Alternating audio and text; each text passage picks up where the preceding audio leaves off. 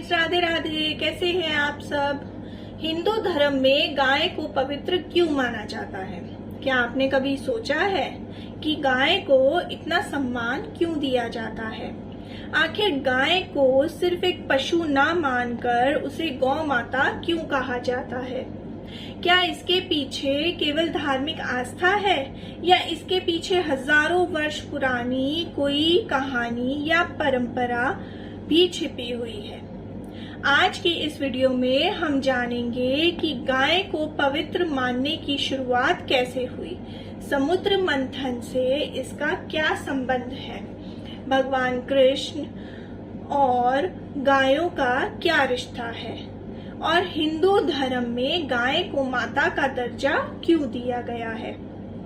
इसलिए वीडियो को अंत तक जरूर देखिएगा, क्योंकि अंत में हम जानेंगे कि हिंदू परंपरा में गाय की सेवा को इतना पुण्यदायक क्यों माना गया है। तो सबसे पहले हम बात करते हैं कि गाय को माता क्यों कहा जाता है। भारतीय परंपरा में गाय को केवल दूध देने वाला पशु नहीं माना गया। प्राचीन भारतीय जीवन में गाय का बहुत महत्वपूर्ण स्थान था। दूध, दही, घी जैसे पदार्थ भोजन और धार्मिक अनुष्ठानों के में उपयोग किए जाते थे। इसी कारण धीरे धीरे गाय के प्रति कृतज्ञता और सम्मान की भावना विकसित हुई। हिंदू परंपरा में गाय को गौ माता कहकर संबोधित किया जाने लगा। ये सम्मान इस भावना से जुड़ गया कि जिस प्रकार माता अपने बच्चे का पालन पोषण करती है, उसी प्रकार गाय भी अपने दूध से मनुष्य का पोषण करती है। गाय की पवित्रता से जुड़ी सबसे प्रसिद्ध पौराणिक मान्यताओं में से एक है कामधेनु की कथा। पौराणिक कथाओं के अनुसार देवताओं और असुरों ने अमृत प्राप्त करने के लिए समुद्र मंथन किया था। समुद्र मंथन से अनेक दिव्य वस्तुएं और शक्तियां प्रकट हुई थी। इन्हीं से जुड़ी परंपराओं में कामधेनु का भी उल्लेख किया जाता है। कामधेनु को एक दिव्य और इच्छा पूर्ति करने वाली गौ के रूप में वर्णित किया गया है। धार्मिक मान्यता के अनुसार कामधेनु के भीतर समस्त देवताओं का वास माना गया है। इसी कारण गाय को अत्यंत पवित्र समझने की धार्मिक भावना को मजबूत हुई और भी ज्यादा मजबूत हो गई।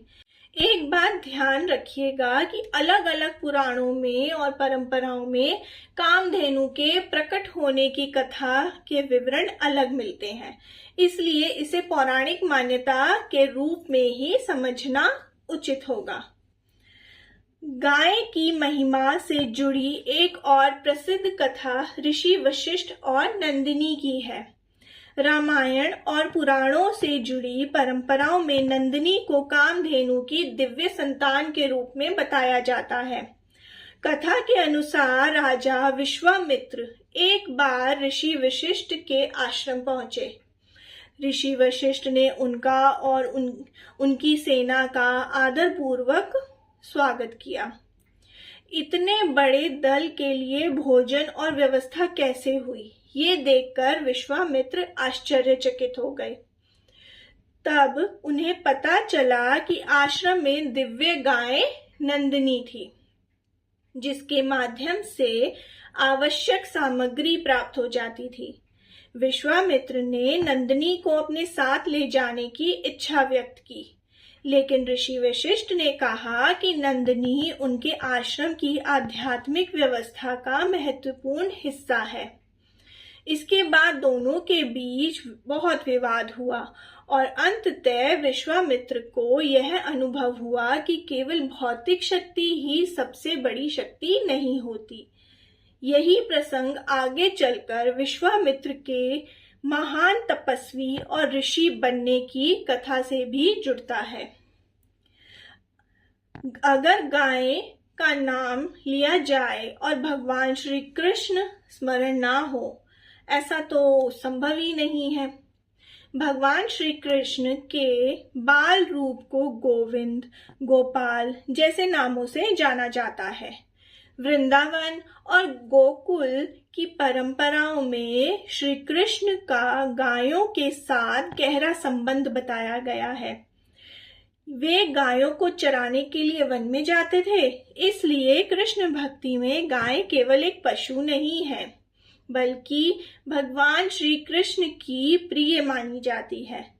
कृष्ण की बाल लीलाओं में गायों, ग्वाल बालों और वृंदावन का विशेष स्थान है। यही कारण है कि आज भी कृष्ण मंदिरों और गौशालाओं में गाय की सेवा को विशेष धार्मिक महत्व दिया जाता है। प्राचीन भारत में गाय का महत्व केवल धार्मिक नहीं था। कृषि प्रधान समाज में गाय और बैल परिवार तथा खेती के लिए बहुत उपयोगी थे। दूध से कई खाद्य पदार्थ बनते थे। कृषि व्यवस्था में बैलों का उपयोग होता था। ग्रामीण अर्थव्यवस्था में पशुधन का बहुत बड़ा महत्व था। इसलिए गाय की रक्षा और देखभाल सामाजिक जीवन का भी महत्वपूर्ण हिस्सा बन गई। यानी गाय के प्रति सम्मान के पीछे धार्मिक आस्था के साथ साथ भारतीय जीवन और अर्थव्यवस्था का भी योगदान रहा है। हिंदू धार्मिक परंपराओं में गाय से प्राप्त 5 को पंचगव्य कहा जाता है। यानी 5 पदार्थों को पंचगव्य कहा जाता है। इनमें सामान्यतः दूध, दही, घी, गोमूत्र और गोबर का उल्लेख किया जाता है। कुछ धार्मिक संस्कारों और परंपराओं में इनका उपयोग बताया गया है। हालांकि इनके धार्मिक उपयोग को आधुनिक चिकित्सा संबंधी दावों से अलग समझना चाहिए।